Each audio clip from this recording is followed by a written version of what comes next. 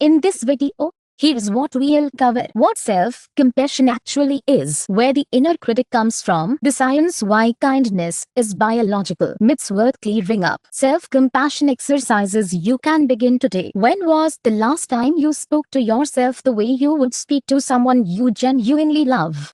Most of us have a huge capacity for kindness toward other people. We are patient with a friend who is falling apart. We forgive a colleague's mistake without a second thought. Yet the moment we turn that same gaze inward, something shifts. The voice that appears is really gentle. It replays our mistakes and tells us we should have known better.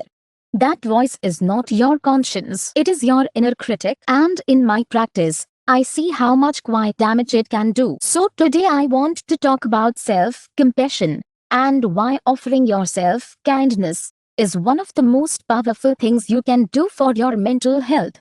Let me start with what self-compassion actually is. The researcher Kristin Neff describes it as three elements that work together. The first is self-kindness, treating yourself with warmth when you fail or struggle, rather than harsh judgment. The second is common humanity, remembering that suffering and imperfection are part of every human life. You are not uniquely broken, you are human. The third is mindfulness, holding your painful thoughts and feelings in balanced awareness, without pushing them down or being swept away by them.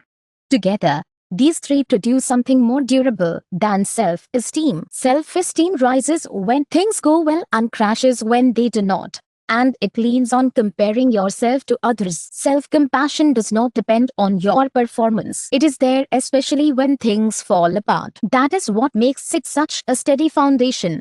Now, where does the inner critic come from? Very few of us build that harsh voice alone. It usually forms in response to something: a parent who criticized, a teacher who shamed, or a culture that taught us we had to earn our worth. In many South Asian families, and in many other CALD communities, the critic can be particularly fierce. Self-promotion is called arrogance. Admitting your own pain can feel like weakness. Putting everyone else first is taught as the highest virtue, especially for women.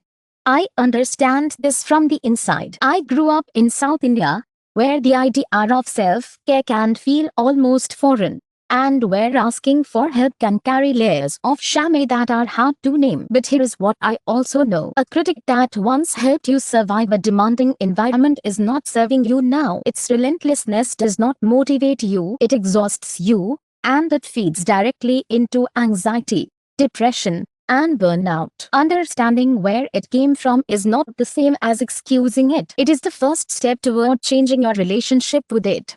Here is the part I love sharing, because it moves self-compassion out of the soft basket and firmly into science. When you criticize yourself harshly, you switch on your threat system, the part of the nervous system run by the brain's alarm center. It floods your body with cortisol and adrenaline. We often use self-criticism to try to motivate ourselves, but the threat system is not your best thinking partner. Under threat, your creativity and problem-solving narrow. Self-compassion switches on your care system instead, linked to the hormone oxytocin and the calming branch of the nervous system. When you treat yourself with warmth, your body responds much as it does to being comforted by someone you trust. From that settled state, you are far better able to reflect on what went wrong, learn from it, and actually change. This is not new age thinking. This is biology. It is also the basis of compassion-focused therapy, or CFT, developed by Paul Gilbert for people whose shame and self-criticism did not shift with other approaches.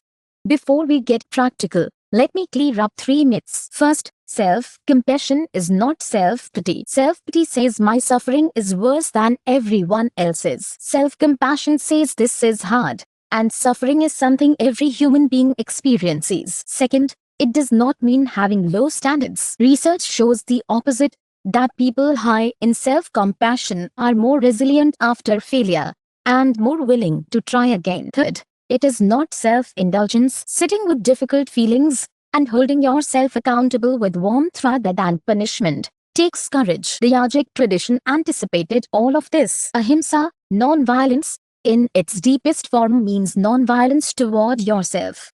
So how do you begin? Self-compassion is a skill, And like any skill, it grows with practice. Here are a few exercises I use most often. The first is the self-compassion break, which takes under 2 minutes. When something goes wrong, pause and name 3 things. This is a hard moment. Suffering is part of life. May I be kind to myself right now? The second is loving kindness meditation, quietly wishing yourself well, then extending that wish to others. The third is compassion journaling, where you write to yourself as a wise, caring friend would. And the fourth is setting kind limits, because saying no when you are depleted is self-respect in action.